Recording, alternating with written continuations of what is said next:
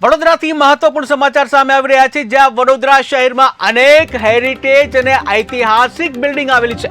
વડોદરા શહેર એક સંસ્કારી નગરી છે અને સંસ્કારી નગરીમાં અનેક હેરિટેજ અને ઐતિહાસિક બિલ્ડિંગ જોવા મળી છે। ત્યારે આજે ખખડધજ હાલતમાં જે બિલ્ડિંગો છે, શહેરમાં વર્ષો જૂની ન્યાય મંદિરની બિલ્ડિંગનો કબજો સરકારે કોર્પોરેશને સોંપ્યો છે, છતાં હેરિટેજ બિલ્ડિંગની જાળવણી કરવામાં કોર્પોરેશન નિષ્ફળ નીવડ્યું છે।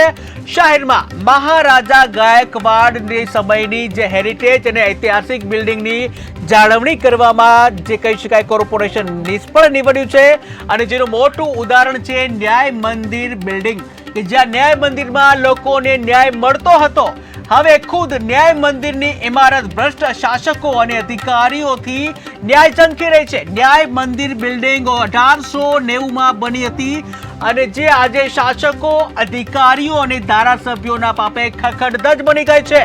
ન્યાય મંદિર બિલ્ડિંગનો લોકો જાહેર શૌચાલય તરીકે ઉપયોગ કરી રહ્યા છે। બિલ્ડિંગમાં પીપળાના ઝાડ ઉગી નીકળ્યા છે, બારી બારણા તૂટી ગયા છે, ધૂળના થર જામી ગયા છે અને સાથે જ બિલ્ડિંગના ચારે તરફ દબાણો જોવા મળી રહ્યા છે। ત્યારે ઐતિહાસિક નગરી, સંસ્કારી નગરી વડોદરામાં બિલ્ડિંગ છે ખખડધજ થઈ ગયા છે। વર્ષો જૂની ન્યાય મંદિરની બિલ્ડિંગ બિસ્માર જોવા મળી રહી છે। બિલ્ડિંગની જાળવણીમાં કોર્પોરેશન નિષ્ફળ નીવડ્યું છે। બિલ્ડિંગમાં જે પીપળાના ઝાડ પણ ઉગી નીકળ્યા છે, બારી બારણા તૂટી ગયા છે, ધૂળના થર જામી ગયા છે સહિતના અનેક બેદરકારી સામે આવી છે। તો વહેલામાં વહેલી તકે તંત્ર જાગે અને યોગ્ય મરામત કરવામાં આવે અને જે પણ જવાબદાર છે તેમાં કાર્યવાહી કરવામાં આવે, કારણ કે વડોદરા એ ઐતિહાસિક અને સંસ્કારી નગરી છે અને ન્યાય મંદિર જે લોકોને ન્યાય આપવાનું કામ કરી રહ્યું છે। ત્યારે આજે વડોદરાનું ન્યાય મંદિર ખુદ ન્યાય ઝંખી રહ્યું છે, કારણ કે વડોદરા ન્યાય મંદિરની હાલત દયનીય છે। તો વડોદરા ન્યાય મંદિરને ન્યાય મળે એ માટે લોકોની માંગ। વાત કરવા જઈએ તો વડોદરા મધ્યમાં આવેલું ન્યાય મંદિર એટલે ન્યાય આપવાનું મંદિર। જ્યારે ન્યાય મંદિર પોતે ન્યાય ઝંખી રહ્યું હોય, ન્યાય માગી રહ્યો હોય કે મને બચાવો, તો આ પરિસ્થિતિ નિર્માણ ખૂબ જ ખરાબ કહેવાય। આજે 2018માં જ્યારે ન્યાય મંદિરને શિફ્ટ કરવામાં આવ્યું, એ કોર્ટને શિફ્ટ કરવામાં આવી, ત્યારે અમે વારંવાર રજૂઆત કરી હતી કે આ ન્યાય મંદિરને સાચી જાળવણી થવી જોઈએ। 2020માં ફીતો કાઢવામાં આવ્યો કે માત્ર 2020માં અહીંયા મ્યુઝિયમ બનાવવા સાથે એની ડેવલપમેન્ટ અને જાળવણી કરવામાં આવે, પરંતુ મ્યુઝિયમ બનાવવાની વાતને 4 વર્ષ થઈ ગયા, હજુ સુધી એક પથ્થર પણ મુકાયો નથી। હમણાં 2 દિવસ પહેલા વૈભવી હોટલમાં વડોદરાને હેરિટેજમાં સ્થાન મળે એ માટેનો એક કાર્યક્રમ યોજાયો હતો।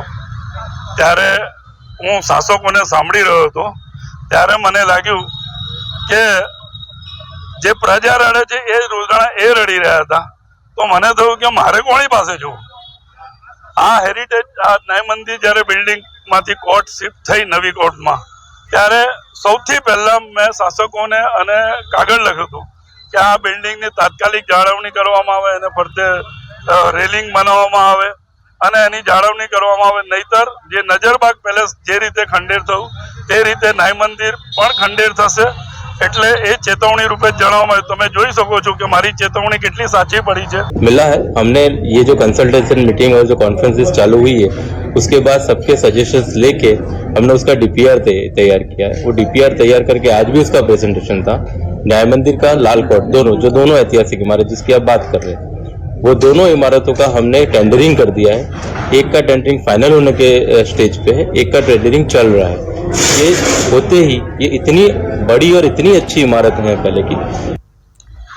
ન્યાય મંદિર અને લાલકોટ ને આ જે બિલ્ડિંગ છે એની આપણે ત્યાં સિક્યુરિટી પણ બેસાડેલા છે અને થોડા સમય પહેલા આ બધી સફાઈ કરવામાં આવી હતી, પરંતુ આપ મીડિયાના માધ્યમે મને માહિતી મળી કે સિક્યુરિટી જે છે તે આગળના પ્રિમાઇસીસમાં બેસતા હોય છે, પાછળની બાજુ કોઈ છે નહીં। તો ચોક્કસ હવે મેં સિક્યુરિટીની મિટિંગ પણ બોલાવી છે, એટલે એમને પણ એ સૂચના આપવામાં આવશે કે આખી ફરતે બધી જ આખી ન્યાય મંદિરની જે પ્રિમાઇસીસ છે આ બધી જ જગ્યાએ જરૂર પડે તો 1-2 માણસ વધારે પણ બેસાડીએ, પરંતુ કેવી રીતે કમ્પ્લીટલી એની આપણે કાળજી રાખી શકીએ એ દિશામાં પગલાં લેવામાં આવશે। આજે વાત કરવા જઈએ તો વડોદરા મધ્યમાં આવેલું ન્યાય મંદિર એટલે ન્યાય આપવાનું મંદિર।